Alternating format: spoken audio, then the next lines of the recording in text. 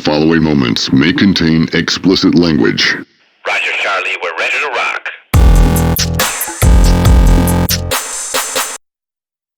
The following moments may contain explicit language. Roger, Charlie, we're ready to rock. Welcome to the SNLF DugOut Diaries. Today we have a special guest on. It is Steve Herbert, current captain at Arundel FC, stalwart of the county leagues, the Ryman leagues, played a lot higher than Arundel at the moment, but I'm delighted to have him on. Steve, how you doing? Yeah, well, good, thank you, mate. No, thanks for having me on. Obviously, pleasure to be here. Good. Obviously, I've been trying to get you on for a while on that, and Yeah. timing's right now. Obviously, Yes. I currently work with you, so I know you personally. But for people that don't know you, where are you from? Yeah, born and bred Worthing. Obviously, like you mentioned, playing for Arundel currently, where I actually made my first ever men's debut when I think I was 17.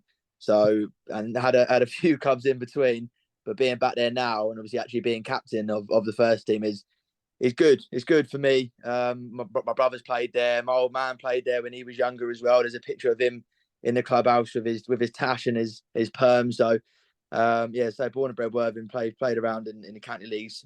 Lucky enough to play a little bit higher than that as well. But yeah, now back at the stomping ground. Bit of a family club, Arundel. Everyone says the same thing, so it's good to be back there and obviously representing. Yeah, so it's obviously great to have you involved in your club. Absolute quality guy. Talk to me a bit about your early life. Since you grew up in Worthing, what did you go to school there? So I went to West Park when I was younger, and then Worthing High. So yeah, always. Well, no, I say always play football. To be fair, I did a bit of. I know you probably realise where the celebrations come from. When I was a bit younger, I was into gymnastics, and that's where my somersaults come from. So I started off with that. I have heard about this. Tell us a bit about this. I wanted to know if it was true. I still got it. Yeah, I still managed to get them out when I score a goal, and majority of the time when I'm pissed as well. One of the lads always ends up telling someone in the smoking area that I can do a backflip, and I say no, and then it doesn't take much convincing to get me out there. But yeah, more often than not, I'll end up doing it as a bit of a party trick. But yeah, started off in gymnastics probably when I was around 6, and then got into football for Worthing Miners. I think my first club was. And then on to Worthing United, which was a bit of a family club for the Herberts. A few stories from my old man and Dave, but then of course he cracked into football. Played at a couple of clubs, the Worthing clubs when I was younger, Miners and United. I think it was really right through to the sort of under 18s where I then joined Arundel and then broke into the men's football team. So have you always been a defender or midfielder or? No, I think I've generally played every position possible. I think even when I was younger, I played in goal for a little bit when there was a small goals, obviously, because I wouldn't stand a chance these days. But mainly left-sided, left winger predominantly growing up. I was a little bit quicker than I am now, but then naturally just sort of fell into the left-back position when better players, to be fair, were ahead of me in the wingers. Bit more tricky. I've never been a step over kind of guy, just a case of getting the ball, whipping it in. But then as I got a little bit older, a little bit more experience, just fell back into the left back position. I played there mainly sort of, I guess, coming into Littlehampton a little bit, but predominantly sort of took my place at Arundel straight away into that left back position. Now we play left wing back, so Craig's asking a lot of me running up and down that wing, but we've got the players, we've got the team to do it. But always been down that left hand side. And then sort of I've played in and out of positions, number 10s and stuff like that when I played for different clubs. But my favourite position's always been down that left, yeah. So where did you play as a youth then? So you've done your minors, you've done your Worthing United. Where did you play at county youth level? So I did. Worthing United was from under 10s, maybe even earlier. Right, as I say, right through to under 18. So for a good 7, 8 years, 8, 9 years. And then most of the lads that were playing in those kind of age groups joined Arundel under 18s. And I think I played probably half a season there, to be quite honest, and then just went straight into reserve football at Arundel under Jarvo, and then went into the first team football sort of in and out of that. Obviously, as I got a little bit older, I think it was a bit more feisty, I want to say, back then. So breaking into the first team at the age of 17, 18 was Oh, not too much of a surprise, to be honest, because obviously I've got Dave, my older brother, so I played a lot of football with them, and they never held back. It was always a case of full throttle, smashing tackles, getting involved, and I'm not really one to hold back. Quite obviously, I think a few people I can get a little bit mouthy. Wherever I've got it to back it up, I don't think I do, but no, yeah, it's just good to get involved as early as possible, really. So let's touch on that, see, because I've played reserve team football. Yeah, I've it's also not really a thing anymore. Well, it's not a thing anymore, is it? that's what I mean. Yeah. And obviously, as you know, I manage at 23s level. What do you Yeah. see the big differences? I think reserve football is a massive loss, to be quite honest, because I think, well, we were at the thing the other night with Don DePaolo, Craig, and Mark. Obviously, they sort of touched on it as well, that it's an opportunity to break into the reserve football, play men's football, get used to it, but you're not really obviously sort of playing in that first team level yet. But I think everyone's a bit stuck up, to be quite honest, that I'm better than 23s, I'm better than reserves, I should be in the first team at the age of 18. Like, people need to realise that going from under 18s football to men's football is a huge jump. So having that stepping stone, for me anyway, was really beneficial. Obviously, it gets you used to it. Yes, a lot of the players in that aren't maybe going to be as good as the first team football, but it does have a lot of people who have then played high level and have slowly stepped down the league. So you've got a few older heads, which you soon realise that has that experience and have still got that bit about them. So it's not, I would never have said it was a poor level, but of course, yeah, it's just a stepping stone, really. And I think it's a bit of a shame that is no longer a thing. But yeah, very unfortunate, but fortunate for myself that I was being able to take part of that. I mean, I agree. I love reserve football. It was a way of blooding you into a first team to see if you're physically and technically and mentally good enough to Yeah, I compete. learned a few lessons on and off the pitch, I think. But yeah, it's worthwhile. Whereas I find with 23s football, and I want your opinion on this, having overage players in those squads, I don't think helps as much. It helps if they're coming back from injury. That helps if you've got an older head to bring the young ones through. But I find that a lot of the youngsters are not as committed to 23s football as per back in the day when the young ones were more committed to reserve team football. What's your thoughts on that? Yeah, I do agree. I mean, obviously, there's a lot of players that would play the 23s that maybe aren't broken in or haven't broken into the first team yet, that I guess are playing at college level, and they're going to be good to a good standard or what they think is a good standard. But then trying to break into that first team at the age of 17, 18, you might think you're good enough, but you're just simply not. Because I always thought that when I was a bit younger that I thought I could carry on injury wise or anything right into my early 30s. But now I've even hit 28. I feel older. I feel a bit slower. I can feel the legs a little bit more. So having that expertise, and I've changed the way I play as well, being slightly older than I was back then. Obviously, how have you changed? Just the more experience. Just I don't know how it is. It's hard to explain, but I get it. What I was being told when I was younger by the older heads. I now get it, and they told me I would, but I really do now. But it's just the extra touches, the not giving the ball too early, not sort of committing yourselves too early as well, and just picking the right choices in the right moments. I think is what I've learned growing up. Not rushing things, etc. Because when you're younger, you just want to run, you just want to sprint, you want to do step overs, you want to shoot, you want to cross. Whereas now, you need to take the extra touch, turn out, keep the ball, 10-yard passes, enjoy the ball. That's what I keep saying to the team: enjoy the ball, enjoy the football. Because as soon as that ball's in the other team's feet, you start getting frustrated, and then you start going in with tackles, and you start getting annoyed, and that's when tempers start to fly.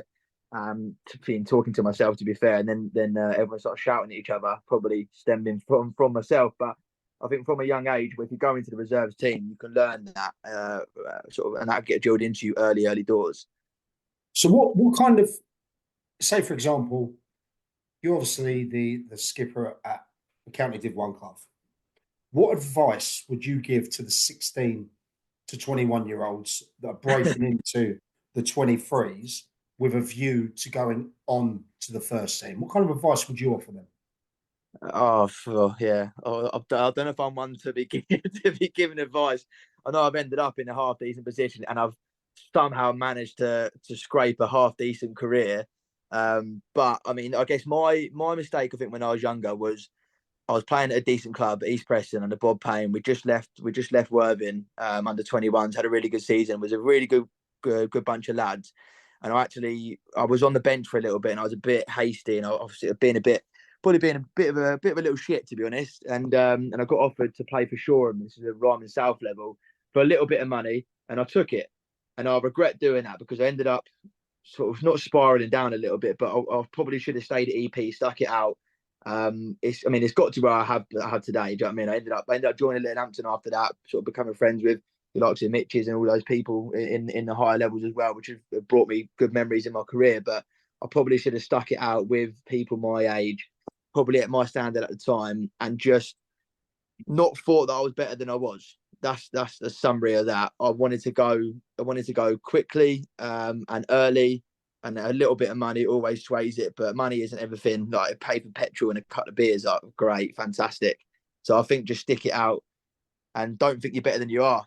I think that's quite a common problem probably with a lot of people these days, which is, it's hard to say because everyone's competitive, and there's a lot of teams out there. But I think just be level-headed. Do you think there's a difference? Let's say 15 years ago, or say 10 years ago, of the younger players coming through now to the ones that were there when we played. Is there a different priority level, a different fitness level, technical level? Yeah, I think it's not even just in the younger players. I think just football in general is completely different.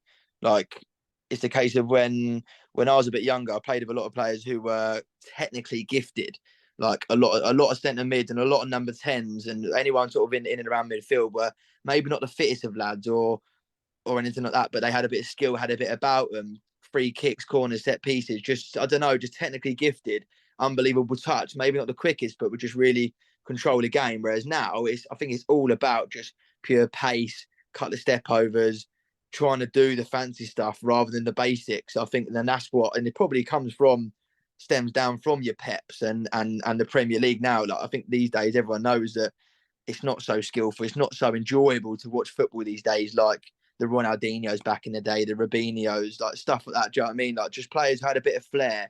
It's not really like that anymore. It's just keep the ball, work it round, put it across the box, and we'll get the tap-ins, which is great. But I think it does then go down to, obviously, all the players that are watching it want to be like that. So I think everyone wants to be a winger and a striker, and I think it's just it's killed football a little bit, in my personal opinion. I've never been a skillful person, so I'm not claiming to be enjoyable, but I think it sort of has killed it a little bit. So on a opposite view for that, then, what's your view on college football? Now, obviously, we know there's people like Dave Hall that run fantastic programs, colleges. I never did. And they've had great success. What's your view? Yeah, I mean, to be honest, it's probably one of my, although my career panned out to where I am now, being an electrician and being in the trade, but I actually never did. I never did college football because I went to Northbrook and I did carpentry and I did electrician. So my biggest regret, probably, I did go to the trials at Worthing College and I did get into the side. Like Dave Hall, fantastic bloke, known him for a number of years, played with him at Arundel actually when I was younger. Great guy. Yeah, great guys. And so some of the stories that have come off the back of that, like my brother included, and a few of my pals that have played for those teams, got far in there, got national finals, won trophies, amazing. I've done huge things for not just local football, but college football in general. A lot of the lads going on to play for England schoolboys, etc., come on to be pro at lower levels. Fantastic. So I don't really have a view because I don't know the insides and outs, but all I know is that it is an amazing thing, and they play as much football as you possibly can, and it is certainly a good stepping stone from that young age, being behind the likes of Dave Hall, who knows what he's talking about. But I do regret, to a certain element, of not just doing a course at Worthing College and being involved in the football team, because some of the memories that have come from it, and I'm just sitting there having to listen to them, like, obviously thinking I wish I was there. And a majority of people that have gone to Worthing College and done those courses aren't even doing anything now in their later lives to anything to do with those courses. So it is what it is. But no, I don't really have much of an opinion on that, unfortunately, apart from a positive one. Do you think with the college football, they have a lot more access to the, let's say, the sports science side, the physiological side that they work on? Do you reckon that helps them in a pathway towards the first team? Uh, yes and no. I mean, trying to tell her how old are they? 16, 17, 18. Trying to tell a 17-year-old about sports science and what they should be doing in and outside of school. Although, to be fair, fitness is a big thing these days. I see a lot of people in the gyms at the age of 15, 16 properly looking after themselves. I don't think that was much of a thing back in the day. But it is a huge thing now. So, I mean, yeah, the sports science is popular now. But I mean, trying to convince certainly me at 17 years old that these things are important is quite tough because you're not really thinking about that. But certain people take it seriously and certain people don't. I think that's a great response, Steve. Now, talk to me about your playing career. Don't talk to me about Arundel. Talk to me about the other clubs you played for. Where did you enjoy playing the most? Two different answers. Where I enjoyed playing the most, probably would have been when I was at Worthing 21s because we had an unbelievable side there. We were there for a couple of years, and so yeah, some of the lads are probably some of the best footballers I've sort of played with throughout my career. And unfortunately, not a lot of them have gone on to do much, which is a great shame. There's a couple of lads. I mean, Jared Rance is a prime example, and he'll if he listens to this, and he'll love it because I always hate to big him up, but he was a class player, but unfortunately got a knee injury. But in the second year, we smashed it. We won the leagues. We ended up we played the winners of the North League as well, and ended up winning that. It's called the Champions of Champions, and it was fortunate enough to come on as a sub at the time and score the equaliser, which ended up going to penalties. So that I think that was unbelievable because we were travelling quite a bit because we were in a Ryman level, so we had a relatively wealthy coach at the time who was paying for decent coaches. We went in like West Ham's coaches and stuff like that. So it was all the experience of playing at Woodside Road, playing for your local club, doing really well. So that was probably my most playing sort of enjoyed times. But I think it can't compete to Littlehampton's run when we done the treble and obviously got to Wembley where I wish we played more games. But Talk to me about that. Talk to me about that team because uh, I've had Mitch on here. I know Gaskin. I know Garnham. People like that. You know, you had some great players there. You had your day out. Talk to me. But what was that run like? Talk to me about the buzz. well, it's indescribable, undescribable, whatever the word is. I still can't believe it to this day. To be fair, I mean, it's never going to happen again. And obviously, it sums it up the fact that we got knocked out of that Vase by Newham Athletic, and they played an eligible players who ended up getting back in and getting to Wembley. Yeah. Which, funnily enough, is the only game that I actually contributed towards in that FA Vase run. I played there. Dion Jarvis was suspended, I think he was. Good player. Yeah, really good player. Well, it kept me out the side, and I couldn't argue with Mitch because we were winning every single week. And Dion got a player of the season, so he was unbelievable that year, and especially, and he was suspended that game, so I played left wing back, and I think I got brought off after like 60 minutes. We lost 5-0, and I think they were the only minutes I played in the Vase. But so it's just a bit of a funny story. But I mean, I got brought on the journey on the bench throughout that whole thing, and played a fair few games, scored a fair few goals during the league season and the cup runs and stuff like that, and was lucky enough to walk away with 3 trophies and a runners-up medal at Wembley. So it will never get beaten, and I think, and it just made it even better with the team we had because yes, the standard and the ability was unbelievable, but the camaraderie was even better. Like we talk about it at Arundel, where everyone's powers and everyone loves it, and we've got something special going on. But at Littlehampton, it was ridiculous. We were just a group of mates who loved a beer, loved the sort of a bit of a tear up on the pitch as well. And we're all everyone was an arsehole, even coming from your Mitches and your Gaskins, and they'll be happy for me to admit that. It stemmed from that. It was one big family. Everyone got pissed up in the sporty after, and it was a proper family club. So, it was very, very enjoyable, of course. If you could pick 3 players out of that team to play in your team now, budgets out the side, who would you take? Tom Biggs is the number one for me. I mean, he's probably, I say he's probably the best player, and if not, then Jordan Clark, the best player I've ever played with. But I think it has to be Tom Biggs for me, Jordan Clark, and I would love to say my brother Dave because everyone says to me, who's better, you and your brother? And it's a bit of an insult to be honest, because the answer is obviously Dave. But there's so many. I've heard he was a player. He was, yeah, and it's a shame he hasn't sort of cracked on this year. I'm trying to get him to sign on for us, but I don't think it's working too bad. I think he's got a few clubs sniffing around him, but he's been a bit injured. It's been a bit unfortunate, but that is all part and parcel of growing up. But I'd love to say Dave, but at the same time, I can't leave Joe Ben out. Scoring 62 goals, I think it was, in one season is unbelievable. Player, that guy is. I know, yeah. So you can't take it away. And I think the partnership of Tom Biggs and Joe Ben was just outrageous. And I want to give, I guess, got big ups to Gaskin as well. I think he scored 40-odd goals that year. I mean, 40-odd goals in the season, let alone is unbelievable. Let alone being beaten by Joe Ben by 20 goals. It was 100 goals between them. It's ridiculous. There's too many players to choose from, but I'm going to have to go with Jordan Clark, Tom Biggs, and Joe Ben. Wicked. Right, talk to me about some of the other clubs you played for. Not the Littlehamptons, not the Arundels. Where else you been? I was as I said earlier, I was at East Preston with Bob Payne. And that guy. Yeah, really good bloke. Yeah, he was our main sort of guy at Worthing under 21s with John Chalet, who is probably, to be fair, my favourite coach I've ever played under. For many reasons. And then always a player and all. I've heard good things. Yeah, no, I grew up with Jack Barnes for a number of years, and he's the captain of Stenning, I think now. Really, really good player. He's pushed on as well. He was class when we were at Worthing. And then where else have I played? I played at Shoreham in the Ryman South. We actually got relegated that year, so that was a good memory. I got double relegated that year. Relegated? I signed on for Shoreham in the Ryman South because Mitch and Gaskin brought me over.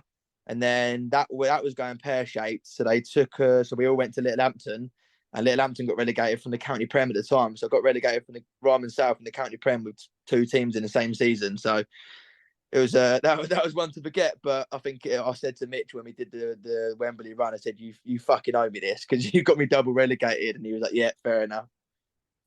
I mean, that's quality. So, it's not ideal, but it's you got to laugh about it. You're at Arundel now. It's quite clear that the club, that they don't pay money.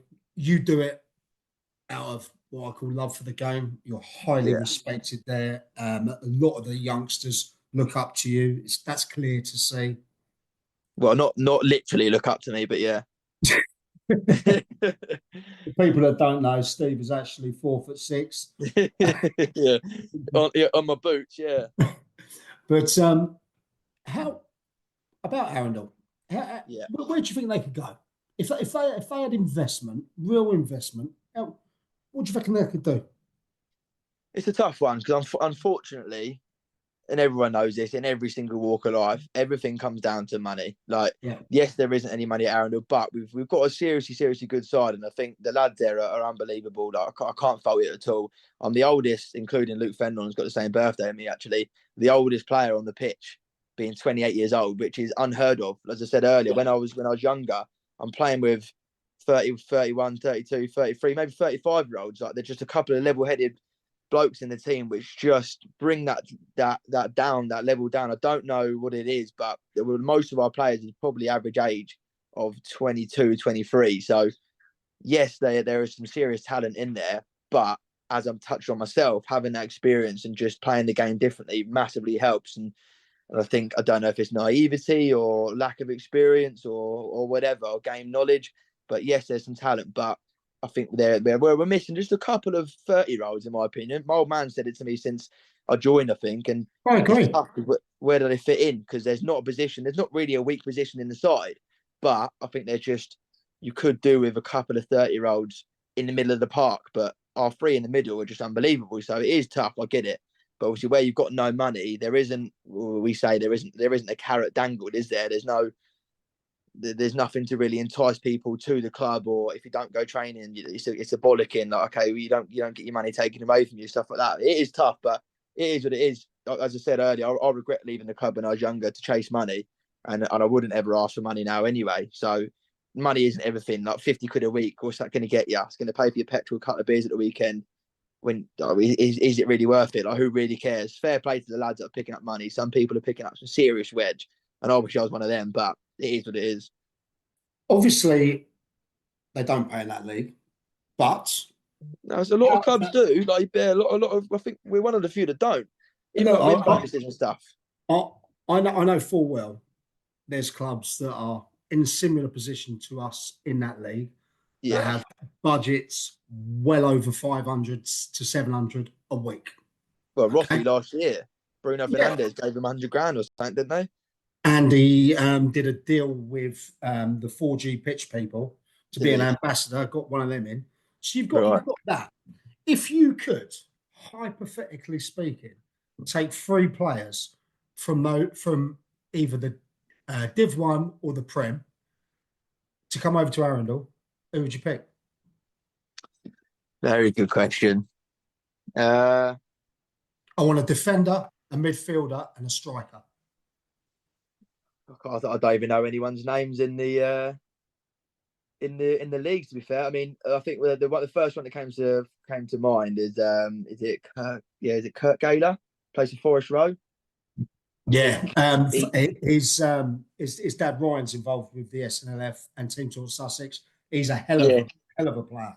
Yeah, he's a class player. A bit of an arsehole on the pitch, but I loved it. When we played against him, me and him had a couple of chats and a couple of winks, and I think he scored a hat-trick against us, and it was just he did. And he's been about, and he's one of the best strikes probably anyone's ever seen of our age group. Like, ridiculous some of the goals he scored. Fair play to him, and he scored a hat-trick against us. So I think having that in the centre of the park as a midfielder it just sort of as I mentioned, he's very experienced, so really, really good. I mean, defender wise, I suppose you're always going to naturally go into the Prem.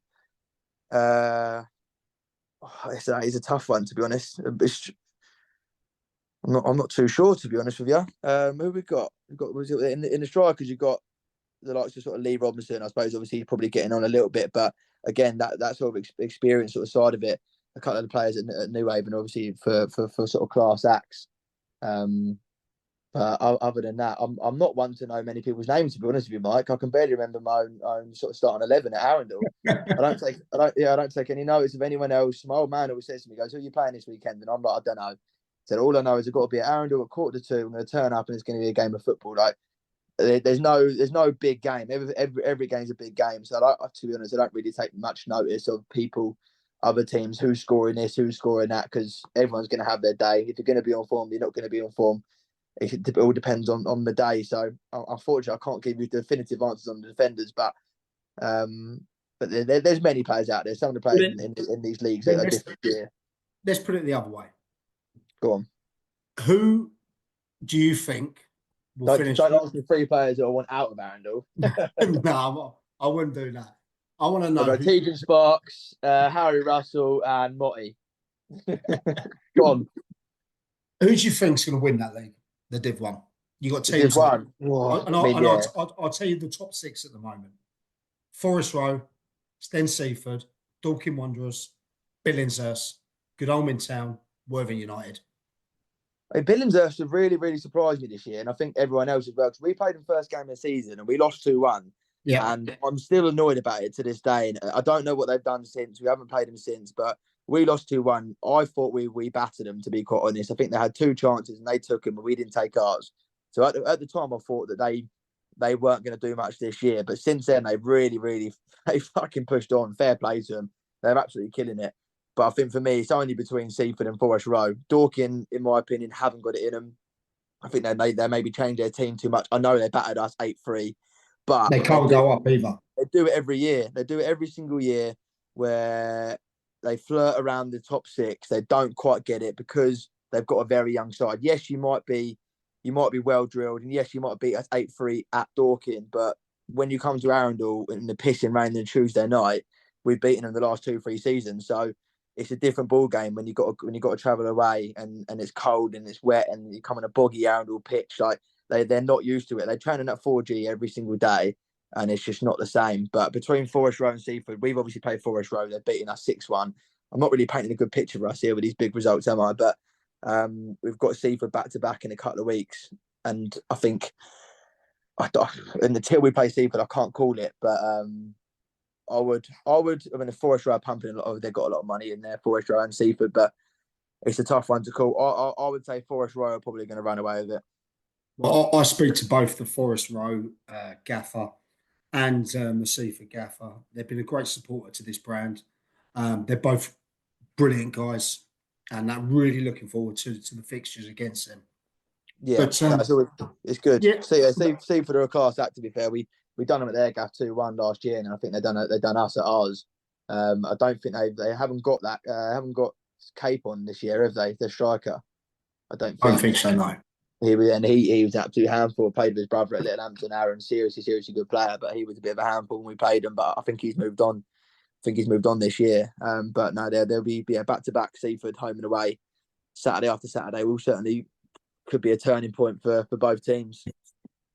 It could be, and we're going to do a little special for people that don't know as well.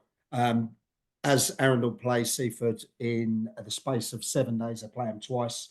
We're going to have Paul Wise, Wisey, the gaffer at Seaford, Craig Stewart, gaffer at Arundel, and the two skippers, Steve Hare and their skipper. And I'm going to be the ref, and we're going to go through the VO, and we're going to go through the key points in the game, and you're both going to argue over. They currently sit in 10th position. But if you look at the teams above them, Chesington and Hook in 9th, 5 on the bounce, save 1. Yeah. Trinity in 8th, 4 unbeaten.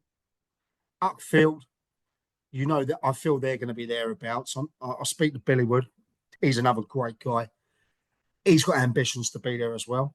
Worthing United, they're 5 unbeaten. Then you got Godalming. Then you got Godalming in town. They're 6 unbeaten. Really? Was everyone who's getting? Well, it's weird. Probably the ones losing. Exactly. Then you've got the ones we talked about, Billingshurst, who unlucky at the weekend, but have been on a run. Dorking 3 on the bounce. Seaford drop points at the weekend. Yeah, that's mental. I don't know. I think Selzy signed a few players, but from what I've heard, but I think maybe we were lucky to get him early on in the season after they lost a few at the end of last year. But yeah, Selzy beating Seaford seems a bit of a shock to me. I think the reason we beat Seaford, Selzy, for example, is because you and me were running it that day, weren't we? Yeah, we were the gaffers. Yeah, I was out, so I've got 100% win rate when I take over. Craig's banned for the weekend coming up as well, so I'm going to be in the dugout. So we'll see if we can get another win in the pocket. And then you got Forest Road, who I think are flying at the moment. They've scored 48, only let in 16, 1 loss in 18 games. They are going to be tough to beat, albeit Seaford have got a game in hand over them and put them on level of points. But who's dropping points out of that lot for us to get up? Well, it sums it up really. Like we should be getting better results than we should have done. Like we lost last minute against Chesington and Hook, which we should be burying those games. And that's happened a lot this season. And then we go away to Uckfield and we pump them 5-1. I don't know if we were bang on it that day. They were off it. I don't know what it was. I think with the Uckfield, they had a massive excuse. Obviously, their left winger got sent off. That's his own fault. Like, we were 1-0 up at the time. I think. I thought we were pretty in control as well. I didn't feel. And then I think Langer's got a sin bin, and then we capitalised on that, didn't we? With 3 goals in there. But look, we'll take that. Langer's had me marking him, so I've marked him out the game. That's what it was. Playing centre half, I was loving it. I've played with Langers before, and I know he's been out a little bit, and so I've sort of understand his kind of gameplay. How good is he? Now, when he's on it, how good is he when he's on it? Yeah, back in the day, obviously I may make out that he's old, but I think obviously a few years ago when he was proper playing football, in form, like sort of fit, he's very, very, very good player, very quick and could finish anything. Played left, right, through the middle.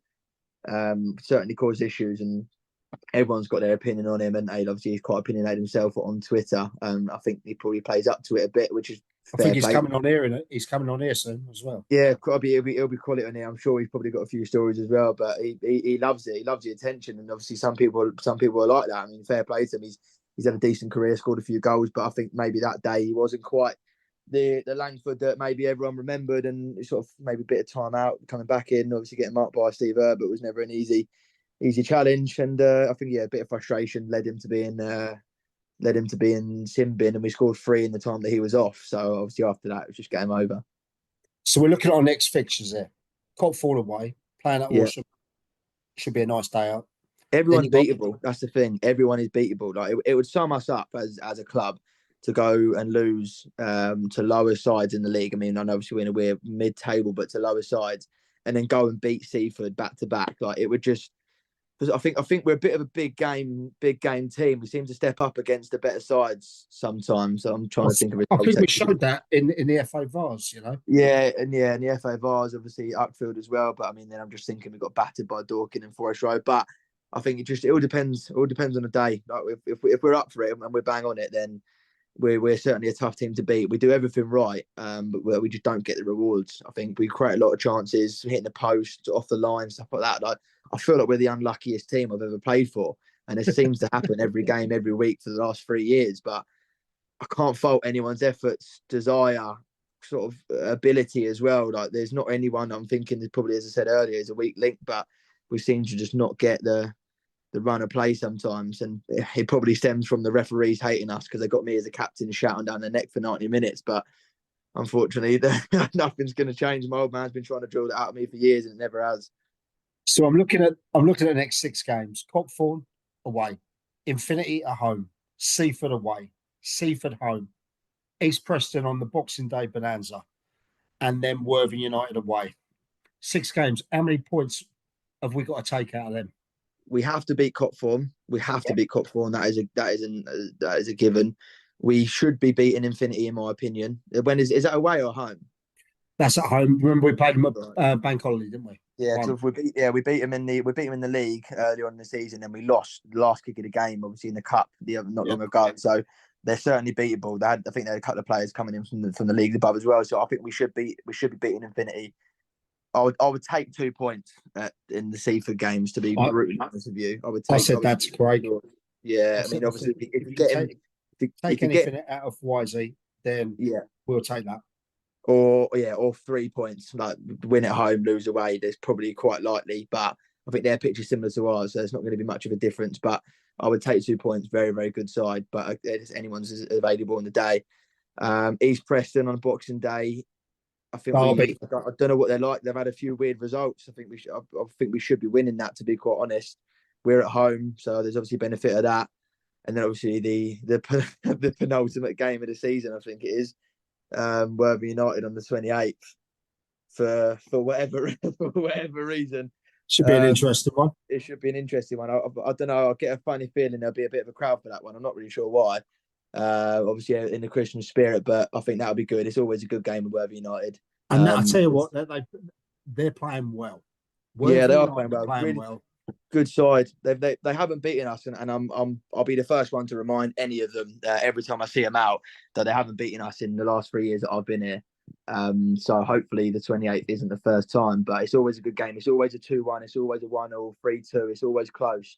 But luckily, I've always been on the winning end of it, with a couple of late winners as well, and a couple of goals from myself. So I think that is going to be one. That's going to be one to remember. Get that in your calendar. Anyone that's listening, 28th of December, Arundel versus Worthing United, WWE. Everything's going on that game, so that'll be a good one. Get yourself down there after a few Christmas beers. I mean, they got some great youngsters there. At Worthing United. I think they could do really well. As I said, they haven't been beaten since 12th October. Yeah. You know, and in that time, they've scored 17 goals. And they've they're similar to us in a sort of in a different way. I suppose they are a very, very young side. They have a couple of the older heads, I think, in there that have played there for a while. So I think they're similar to us, and I think that's maybe where they lacked in maybe the wins that we've had against them, where in the dying end of the game, we've had that capability and the ability, I suppose, to just sort of slow the game down, pick and choose our fights and sort of get those goals. Whereas I think they're maybe a bit too gung-ho, in my opinion, and a bit they get a bit caught up in the moment. But I think we all do.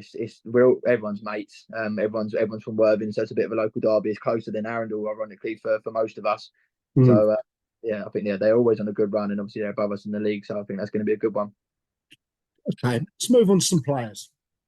Talk to me about some standout players you played with over the years. Whether technical, whether lunatics, whether longest in the shower. Who you played with? I've certainly played for some characters, and I think majority of them are going to come probably from the Littlehampton team. A few to name. Obviously, I mentioned the ones earlier, but ability-wise, is your Jordan Clarks, your Tom Biggs, your Joe Benns, your Dave Herbert. So everyone in who's played county league will all agree with me on those names. Your George Gaskins, I've been goal scoring for years and years and years. So some seriously good players in there, and I've had the joy to play with them, against them, most of them. Another player that always springs to mind, is probably one of the funniest and most enjoyable I've played with, is sort of maybe Shay Wiggins and Lee Garnham. Like, I know, God. that was a bit of an eye opener coming into their team at a relatively young age.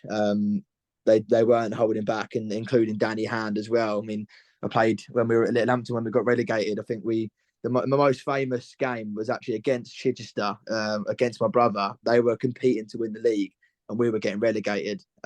We had Julian Curnow, Lee Garnham, and Danny Hand as a back three. And no striker would ever wanted to play against that. I think Jimmy Wild actually came off because he just couldn't hack it anymore. They were smashing people from left, right, and centre from behind, giving little digs in the corner box, like the most old school situation you could possibly imagine.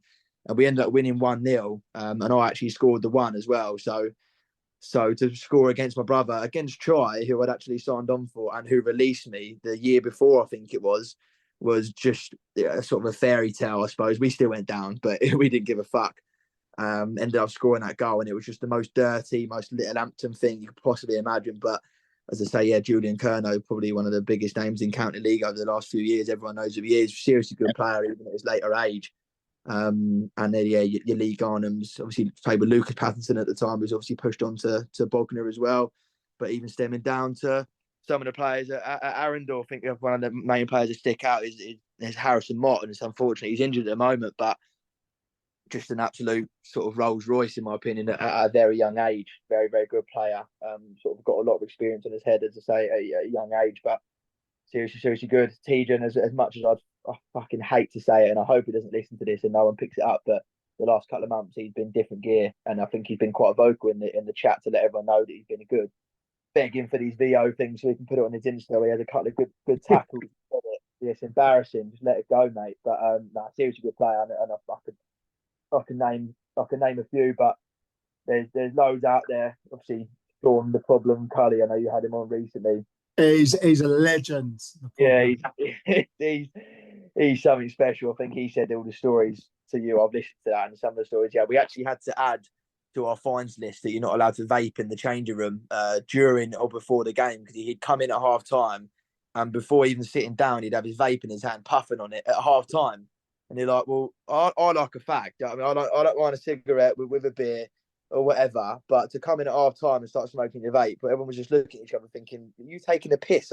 There's a level of professionalism. I know it's county one, but don't take the piss. So we actually had to add that to the fines list. So and he didn't. Well, I say he didn't do it after that. He didn't actually last long at the club. I think he probably left to go back to Storrington a couple of weeks later.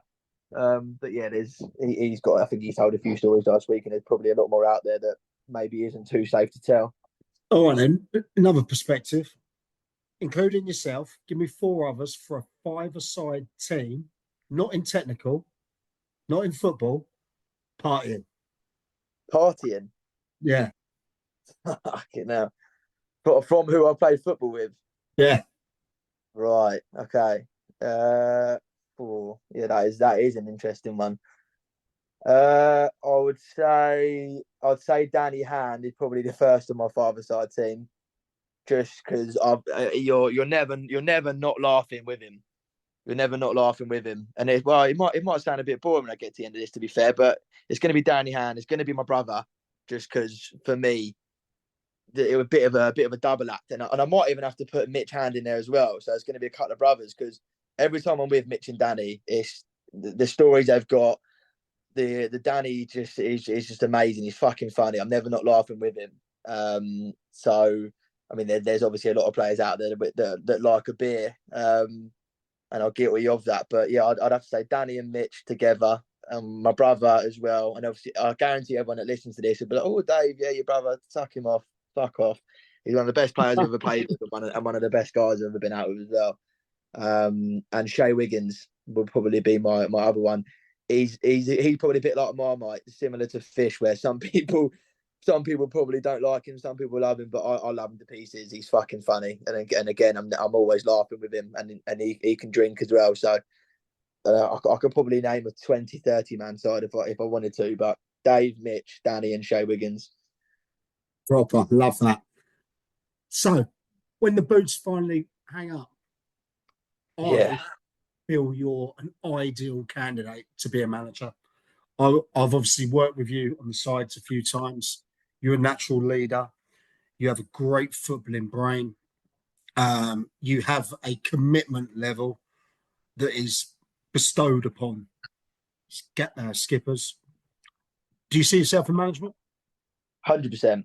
Yeah, without a shadow of a doubt. And I think it stems from my old man. So he was actually the manager of Dave from under sixes or whatever, right through to under 18s, being Worthing United, and he was, everyone will agree with me, probably the best manager in Sussex County of that era type of thing. They won everything. They won every tournament they turned up to. They won every cup possible. Every tour they went on, they won. It was outrageous. Like some of the players that went through that, like your Jordan Clarks, Roy Biggs, sort of my brother George Dow played there when he was younger. He was a class player. It goes on, and it's just, I think from growing up around him and obviously being close with a lot of players, well, a lot of managers now, I would definitely like to be on the sideline one day when the legs finally give way. But I've always said that I'll only stop playing football when I physically cannot run anymore, which I mean could be next year, could be in 10 years. So yeah, we'll see. But no, 100% on the radar. Brilliant. Well, Steve, as a closing statement, I love having you on. You're a fantastic guy personally that I know. Really respect you. You're massive at the club at Arundel. I know you're highly thought of by the manager as well and the committee. So thanks for coming on. Anything you want to say to any of the listeners out there, or that you may know that some of the people that will be listening, I'm sure some of your mates will be. I mean, no, nothing to say really, apart from everyone knows I think they're an arsehole, and I just want to make sure that everyone knows they are an arsehole. It's not going to be as good as Sean Cuddy's one. I haven't got too many fun stories like that, and I try and keep it PG. There's a lot out there, which you could probably tell. I'm sure we'll have a couple of stories over a beer. Don't get me wrong, and I'm sure we've probably created a couple of stories over a couple of beers between us. But no, obviously appreciate the kind words. Good to be involved with the podcast. Good to be involved with you at Arundel as well, and obviously look forward to the games and hopefully positive results that are going to come forward. Well, Steve, you've been wonderful. Obviously, we got a little special with you and Craig and Seaford coming up. That's going to be a one-off, reviewing the VOs between the games. So that'll happen in a couple of weeks' time. So we look forward to seeing you then. Steve, thanks again, mate. Speak to you soon. Hopefully, there's some good clips from the game of myself. I'll be in my best performance that game. I make sure I've got a decent haircut. I'm currently bald at the moment, but I'll make sure I'm looking tip shot for those video shots. Legend. Bam.